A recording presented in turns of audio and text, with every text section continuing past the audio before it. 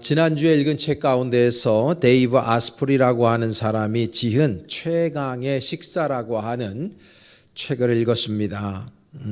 The Bulletproof Diet라고 하는 그런 책인데요. 이 책은 완전 무결한 2주 다이어트 프로그램을 소개하고 있는 책입니다. 이 저자인 데이브는 20년 전쯤에 실리콘밸리에서 억만장자가 된 젊은 사업가입니다. 근데 이렇게 빛나고 그리고 정말로 잘 나가는 이 사람에게도 한 가지 문제가 있었습니다. 그 문제가 뭐냐 하면 만성 피로를 가진 엄청난 뚱보로 몸무게가 140kg 정도 되었다라고 합니다. 그래서 그는 더 이상 그렇게 살 수가 없어서 18개월 동안 하루의 섭취 열량을 1500에서 1800칼로리 정도로 제한을 하고 일주일에 6일을 매일 90분씩 운동을 했다고 합니다. 그래서 몸은 좀 매우 튼튼해지고 살도 빠졌는데 군살은 도무지 빠지지가 않는 자신의 모습을 바라보면서 실망을 한 것입니다. 그러던 중에 그는 자신의 몸을 해킹해 봐야 되겠다라고 하는 생각을 가지고 자신의 몸을 해킹하는 바이오 해커가 되었습니다. 그는 자신이 건강하게 살기 위해서 자신의 몸에 가장 잘 맞는 가장 우수한 식품과 그리고 자신의 몸에는 해로운 식품을 그렇게 분류해서 먹기 시작했습니다. 이 조사를 해본 결과 몸에 이상이 나타나는 경우 그 이유가 인간의 그 염증 때문이라는 것을 밝혀냅니다. 그래서 이 염증은 대부분 먹거리로부터 오고 그리고 운동하는 방법과 관련이 있다는 것을 밝혀냅니다. 그리고 그는 스스로 방탄커피라고 하는 아침 식사를 하게 되고 그리고 자신에게 꼭 맞는 식단을 개발해서 전 세계인들에게 이거를 책으로 써서 알리게 되는 겁니다. 그래서 전 세계인들이 방탄커피, 방탄소년단처럼 방탄커피를 많이들 알고 계실 겁니다. 이 사람은 여기 방탄커피를 개발하고 자신의 몸을 해커하는데 우리나라 돈으로 거의 10억 원 이상을 씁니다. 이 사람이 억만장자니까요. 10억 원 정도를 쓰는 거 그렇게 어렵지는 않을 것이라고 생각하면서도 이 사람이 자신의 몸의 건강을 되찾기 위해서 노력하는 열정은 우리가 배워야 할 필요가 있습니다. 요즘에 대부분의 사람들 이게 일반적인 이야기는 아니라 할지라도 지금 현대인들에게 있어서의 이 건강은 최고의 화두가 아니겠는가 그런 생각을 하게 됩니다. 요즘 사람들은요, 우리 교인들도 보면은요, 이 외모를 봐서는 이 사람이 도대체 몇 살인지 가늠하기가 쉽지가 않아요. 우리 교인들 같은 경우 여선교회로 나눠져 있고 남선교회, 청소년교회 이게 나눠져 있으니까 어느 정도 나이들이 계산이 됩니다만은 우리가 잘 모르는 사람들 보잖아요. 그러면은 도대체 저분 나이가 몇 살인지가 잘 계산이 안 되는 시절을 살아가요. 왜 그러냐면 요즘에 현대인들은 자기 자신에게 아주 공격적으로 투자를 하고 있기 때문입니다. 얼굴에 특별히 투자하고 옷에 투자하고 외모에 투자를 다 하고 있기 때문입니다. 제가 설교를 준비하면서 요즘에 그 유엔이 발표한 새로운 연령 기준표가 새로 나왔습니다. 그 연령 기준표를 제가 준비했는데요. 그 연령 기준표 지금 나오는데 보면은요. 여러분 깜짝 놀랄 겁니다. 0세에서 17세까지를 underage 그러니까는 청소년으로 분류해요. 17살까지. 그리고 18살에서 65세까지가 youth입니다. 청년이에요, 청년. 그리고 66세부터 79세까지를 middle age, 중년으로 분류하고 그리고 80세부터 99세까지를 elderly, 노년으로 구분합니다. 그리고 100세 이상을 long-lived elderly, 장수 노인으로 구분하고 있어요. 그러니까 이게 65세까지가 청년이에요. 그리고 우리 벌떼 교회는 대부분 다 청년입니다. 아멘 소리도 안 나오시네. 이게 지금 유엔이 새로운 나이 연령을 분포를 이렇게 만들어 놓은 거예요. 그러니까는 저도 그런 의미에서 보면 청년이에요. 청년, 유스입니다. 젊은 것이죠. 젊은 것들. 그러니까 우리 교회는요, 젊은 사람들로 완벽하게 채워져 있는 교회입니다. 그러니까 우리 벌떼 교회는요, 이 젊은 마음을 가지고 청년의 마음을 가지고 하나님의 나라 확장을 위해서 열정적으로 함께 일할 수 있기를 간절히 축원합니다. 어쨌든 요즘 사람들은 있잖아요, 저마다 자신에게 아름다운 투자를 아끼지 않습니다. 왜냐하면 젊고 건강하게 오래 살기를 원하는 마음을 가지고 그렇게 하고 있는 거예요. 그런데 여러분, 우리가 그리스도인인데 그리스도인들로서 우리들도 영적인 세계에 아름다운 투자를 아끼지 말아야 된다라고 생각합니다. 그게 바로 성숙한 그리스도인들의 모습일 수밖에 없는 겁니다. 유치원 학생들은요, 초등학교를 들어가려고 준비하죠. 초등학생들 6학년들은 이제 중학교를 들어가려고 준비합니다. 중학생이 고등학생 이제 수능이 끝났으니까 대학을 준비하고 들어가기 위해서 여러모로 준비를 하고 시험 치고 다닙니다. 대학이 끝나고 나면은 이제 취업 준비를 해야 되고요. 취업이 다 끝나고 나면 남성이나 여성이나 결혼 준비를 해야 되고, 아기를 맞을 준비도 해야 되고, 아니면 뭐 아기를 낳지 않는 사람들도 자신의 인생을 점점 나이가 들수록 어떤 것들을 준비해야 돼요. 노후를 준비하고 미래를 준비합니다. 그게 사람들이 성숙한 거예요. 우리가 흔히 인간이 철들었다라고 할 적이, 철들었다고 하는 것은 봄, 여름, 가을, 겨울이 가는 것을 인지할 때 그런 얘기를 하는 거예요. 왜 그게 중요합니까? 그 철이 바뀌는 것을 내가 올곧게 알아야만 씨를 뿌릴 때를 알아요. 또 그 씨를 뿌린 것에 대해서 결과를 얻을 때를 압니다. 사람이 철들은 사람은요, 앉아있을 때와 서 있을 때를 압니다. 내가 머물러야 될 때와 떠날 때를 아는 것입니다. 내가 말해야 될 때와 침묵할 때를 아는 사람, 이런 사람들이 철들었다 얘기합니다. 철든 사람들은요, 어떤 것들을 계속해서 준비합니다.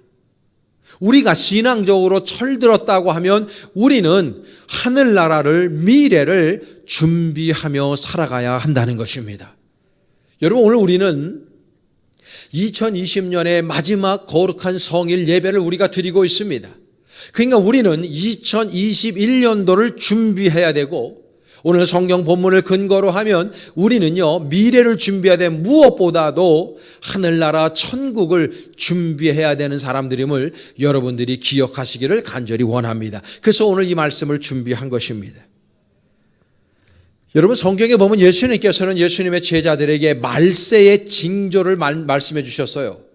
왜 말세의 징조를 구체적으로 말씀해 주셨냐면 말세를 준비하라고 우리들에게 가르쳐 주신 거예요. 그래서 오늘 본문을 근거로 해서 네 가지의 말세의 징조에 대해서 이야기를 좀 해보려고 그러는데요. 첫 번째로 말세의 징조가 뭐냐, 오늘 본문의 5절에 잘 나와 있어요. 5절에 보면 많은 사람이 내 이름으로 와서 이르되 나는 그리스도라 하여 많은 사람을 미혹할 것이라고 이야기하고 있습니다. 그러니까 첫 번째 특징이 뭐냐면 거짓 선지자들의 출현, 그리고 우리들을 미혹하는 존재들이 자꾸만 생겨날 것이다라고 이야기하고 있는 것입니다.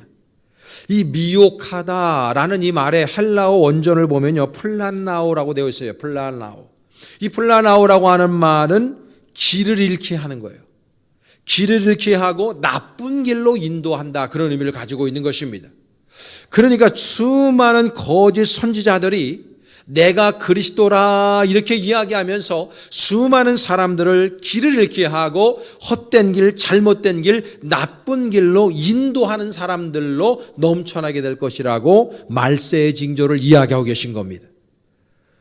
우리나라만 하더라도 신천지, 그리고 안상홍파 있잖아요. 장막성전이죠. 지금 안상홍 같은 사람은 자기가 죽고 나서 부활한다고 그랬는데 죽은 지 꽤 오래됐는데 부활을 안 하고 있어요. 그 안엔 장길자 씨가 그걸 지금 운영하고 있는데 사람들 인산인해를 이루고 있습니다. 여러분, 구원파도 있습니다. 대순진리회도 있습니다. 등등 통일교, 여호와의 증인, 너무나도 잘 알려져 있는 수많은 거짓 예언자들 밑에 있는 종교들이, 사이비 종교들이 판을 치고 있습니다.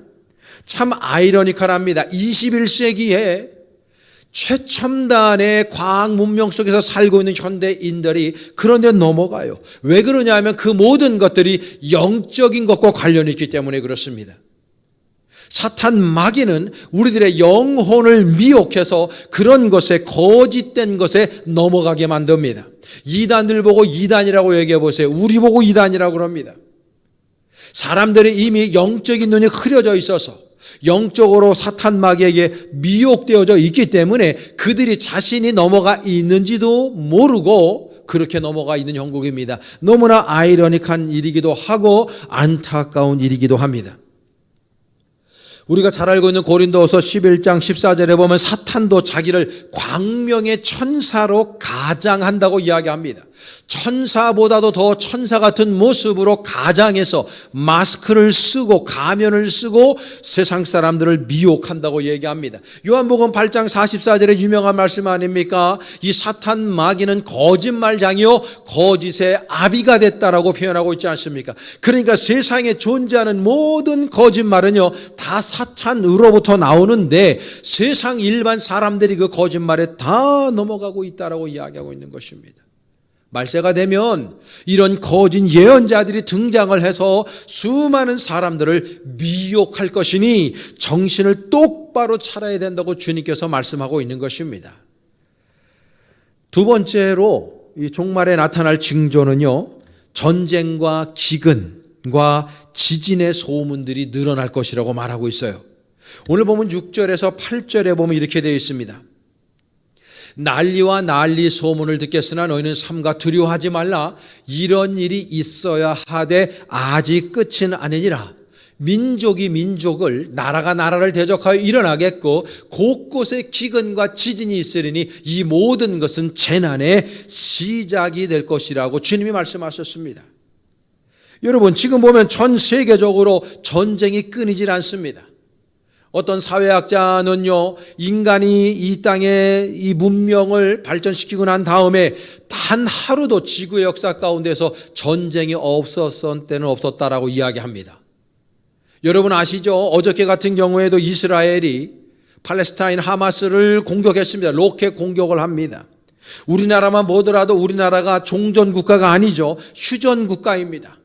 우리나라도 여전히 전쟁이 얼마든지 일어날 수 있는 지구상에 존재하는 그런 유일한 분단 국가이기도 합니다.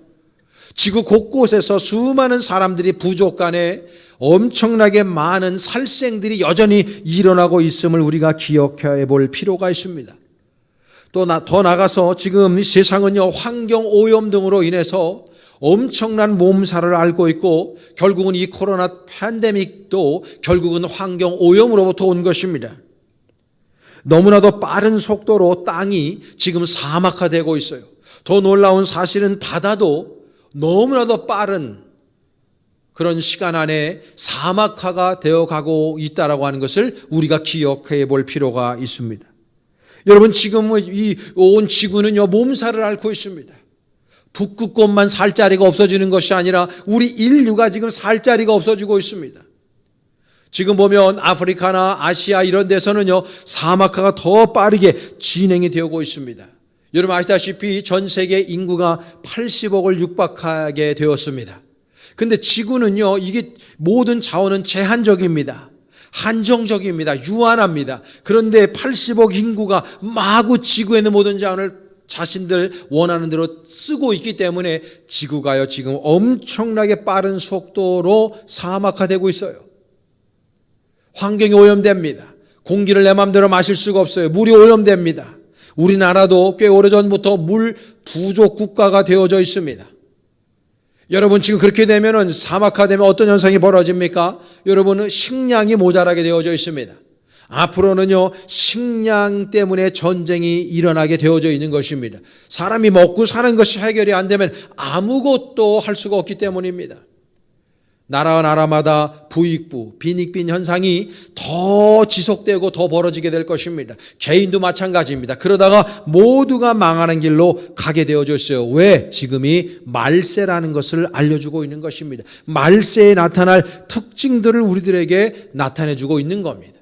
그러므로 우리는 말세를 종말을 준비해야 한다는 것을 기억해야 되고, 우리가 이 지구의 환경을 지키기 위해서 그리스도인들이 분연히 일어나서 지구의 환경을 깨끗하게 지킬 수 있는 노력들을 계속해서 견지해 나가야 된다고 저는 확신합니다.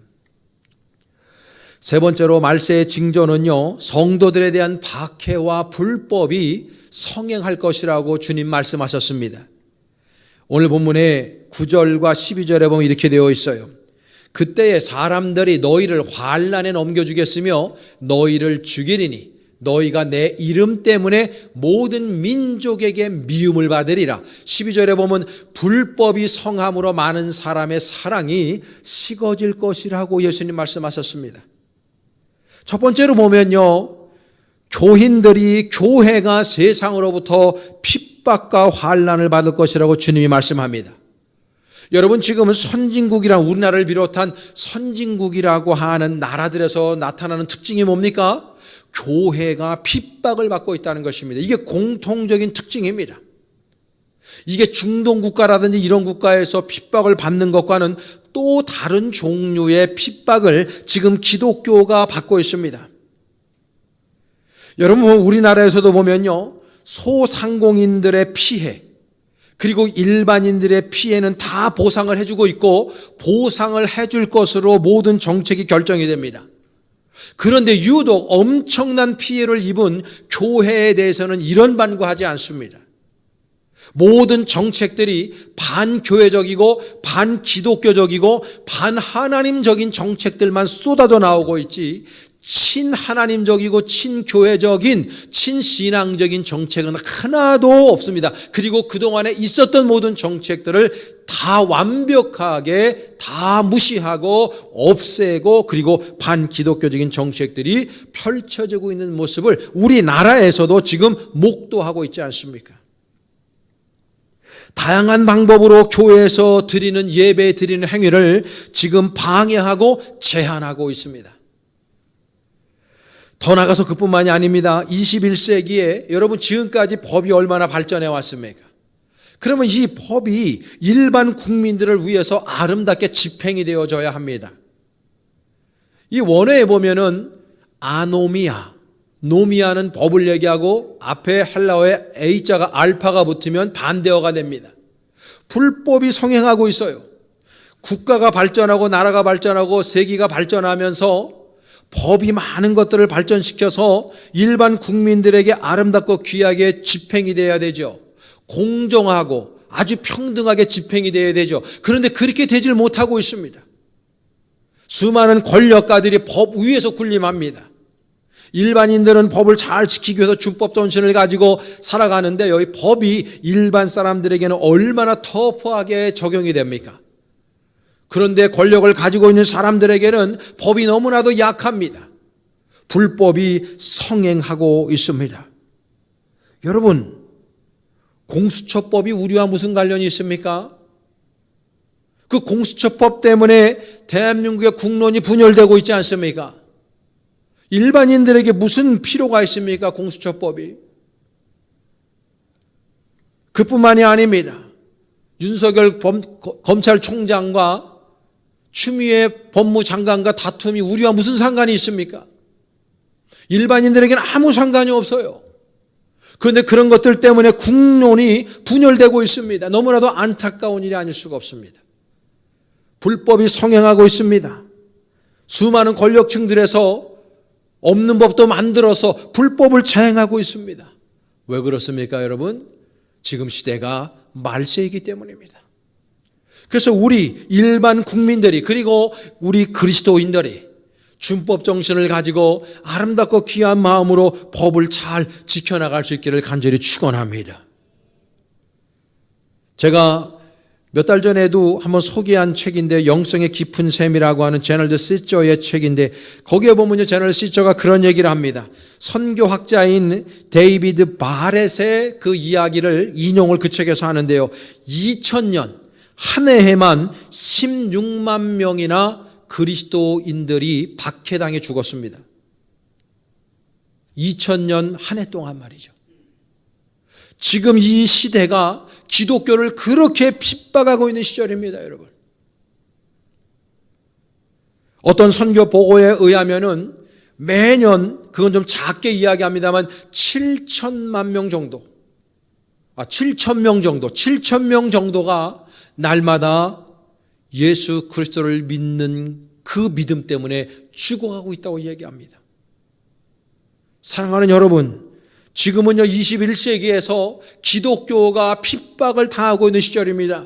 이것은 예수님께서 2000년 전에 이미 예언하신 말씀입니다. 말세 때에 기독교가, 교회가, 교인들이 다양한 방법으로 핍박을 받을 것이다, 환난을 받을 것이다 라고 이야기한 그대로 지금 진행이 되고 있다는 것을 우리가 눈치채야 됩니다. 그래서 지금을 우리가 말세지말이라고 이야기하는 것입니다.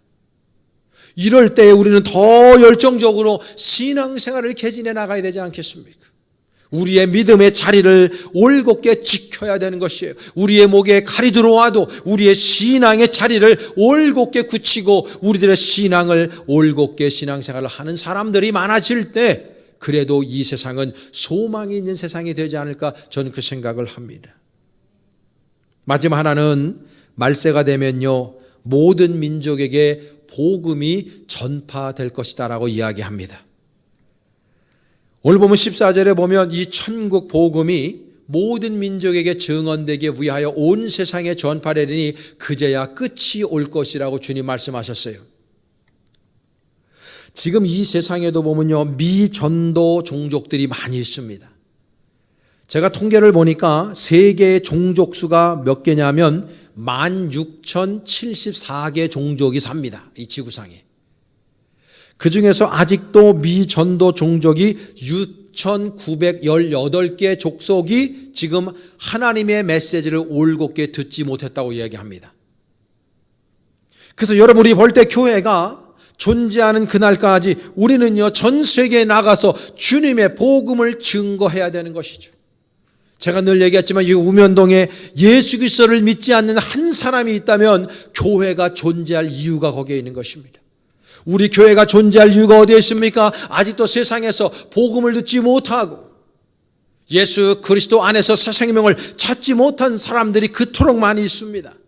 그러므로 우리는 이 세상에 날마다 말씀을 증거해야 되는 것이고 그 모든 종족들에게 주님의 복음의 메시지가 증거될 때 그때야 끝이 올 것이라고 예수님이 말씀하고 있는 것입니다. 한 생명이라도 구원하기 원하시는 분이 바로 우리 예수님이라는 것을 드러내주고 있는 대목인 것입니다. 제가 늘 소개하는 어거스틴의 시비타스 데이 신의 도성이라고 하는 책, 그 책에서 보면 보이는 세계와 보이지 않는 세계로 나눠져 있다. 시비타스 데이와 시비타스 테레나의 세계로 나눠져 있다 말합니다. 하나님의 세계는 보이지 않습니다. 우리의 눈으로. 육신의 세계만 보이니까 보이는 세계가 육신의 세계가 전부인 걸로 인간은 자꾸 착각하며 사는데 절대 그렇지 않습니다.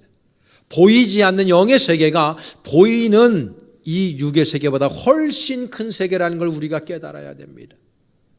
그리고 보이지 않는 영의 세계가 보이는 육신의 세계를 지배하고 있다는 것도 우리는 깨달아야 됩니다. 그러므로 우리는요 반드시 영의 눈이 열려져야 됩니다. 영적인 세계가 열려져야 되는 것이죠. 그럴 때 우리는요 철든 신앙이 되는 것이고 이 시대가 진정 말세의 시대라는 것을 깨닫게 되고 우리의 신앙을 올곧게 개진해 나가며 준비하는 신앙인, 예수님의 재림을 준비하는 신앙인, 종말을 준비하는 신앙인으로 우리가 살아가게 될 것이다라는 것을 알게 됩니다. 고린도전서 13장 12절에 보면 우리가 지금은 거울을 보는 것 같이 희미하나 그때에는 얼굴과 얼굴을 대하여 볼 것이고 지금은 내가 부분적으로 아나 그때는 주께서 나를 아신 것 같이 내가 온전히 알게 될 것이라고 바울이 고백합니다. 바울이 살던 2000년 전만 하더라도 거울이 우리처럼 그 유리거울이 없었고 청동거울이었기 때문에 찌그러져서 상이 보였습니다. 그래서 거울을 보는 것 같이 희미하나 이렇게 표현하는 겁니다. 그런데 예수님이 오시는 그날이 되게 되면 얼굴과 얼굴을 맞대어 보는 것처럼 내가 주님을 알게 될 것이고 그동안 희미했던 것, 그동안 올곧게 알지 못했던 것들이 이제는 예수님 오시는 그날 밝히 다 드러날 것이라고 이야기하고 있는 것입니다. 우리의 지금 지식은요, 제한적입니다. 우리가 아는 것이 유한적입니다. 그러나 예수님의 재림의 때, 예수님이 새롭게 이 땅에 오시는 그날에 모든 것이 다 밝혀질 것이라고 얘기합니다. 세상 모든 사람들이 희미하게 영적인 세계를 보지 못하니까 육신적인 세계에서 모든 것들을 다 걸고 거기에다 투자하는 인생을 살아가지만, 분명히 말세가 있고 분명히 예수님의 재림이 있다는 것을 성경은 우리들에게 초지일간 증거해 주고 있을 뿐만 아니라 지금 이 시대가 말세라고 하는 것을 우리들에게 말씀해 주고 있는 것입니다. 이 징조를 우리가 알아야 되죠. 나이가 들수록 비가 올라치면 몸이 찌뿌둥해집니다. 저도 그렇습니다. 여러분, 우리가 날이 좀 추워지고 낙엽이 떨어지고 하면 곧 겨울이 오겠구나. 이제 눈이 곧 녹을 겁니다. 3월 달이 되면 이제 봄이 오겠구나. 우리는요, 세상의 모든 징후들을 보고 계절을 우리가 미루어 알게 됩니다. 똑같습니다, 여러분. 우리가 영적인 감각이 열려져서 영적으로 철이 든 사람들이 되게 되면 우리는 분명하게 말세라고 하는 것을 영적으로 깨닫게 됩니다. 그것을 깨닫지 못한다면 우리가 영적으로 아직 열려져 있지 않은 사람들인 것입니다. 우리가 영적으로 열려질 때 지금이 말세이고 우리는 말세를, 예수님의 재림을 준비하는 신앙인으로 우리가 살아가게 될 것입니다.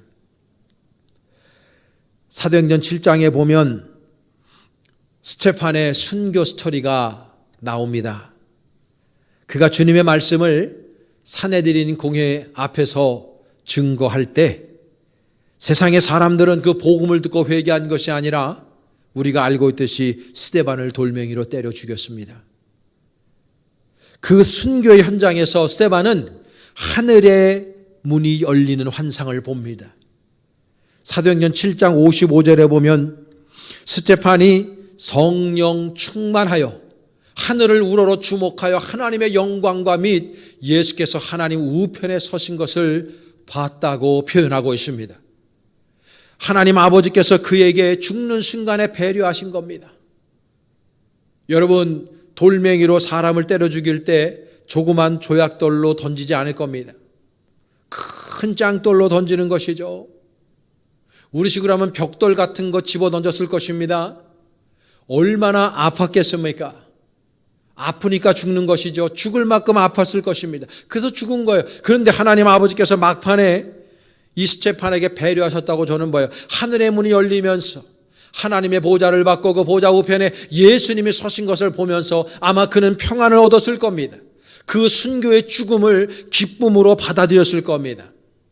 근데 여러분, 그 7장 54절 한 절 전에 보면 이런 얘기가 있어요. 그들이 이 말을 듣고 마음에 찔려 그를 향하여 이를 갈건을 그랬습니다. 스테판이 하나님의 복음을 들고 주님의 복음을 증거하실 때 그 복음 앞에 꿇어 엎드려 회개한 것이 아닙니다. 세상 사람들은요, 이를 갈았습니다. 그리고 주님의 복음을 증거하는 스테판을 돌멩이로 때려 죽였습니다. 여러분, 지금 시대도 전혀 다르지 않습니다. 우리가 올곧게 예수 그리스도를 증거하고 우리들의 믿음을 지킬 아치면 세상 사람들은 우리를 향해서 돌을 던집니다. 교회가 핍박을 당하고 있는 것입니다. 교인들이 핍박을 당하게 되어져 있습니다. 환난 가운데 던져지게 되어져 있는 것입니다. 고소고발 사건이 일어나게 되어져 있는 것입니다. 그러나 사랑하는 여러분, 우리는 이 시대에 스테판으로 살아가야 되는 존재들임을 기억하시기를 축복합니다. 얼마 남지 않았습니다. 곧 알게 될 것입니다. 하나님 아버지께서 살아계시고 예수님께서 재림하심으로 말미암아 온 세상을 정리하실 것을 우리는 믿어 의심치 않습니다. 사랑하는 여러분, 이 말세에 우리 말세의 징조를 올곧게 깨닫고 우리의 신앙을 올곧게 지켜나가며 그 자리를 지키고 날마다 여호와 하나님 아버지를 예배하는 자리, 주님을 찬송하고 증거하는 자리에 우리 볼 때 모든 성도들이 있기를 간절히 축원합니다.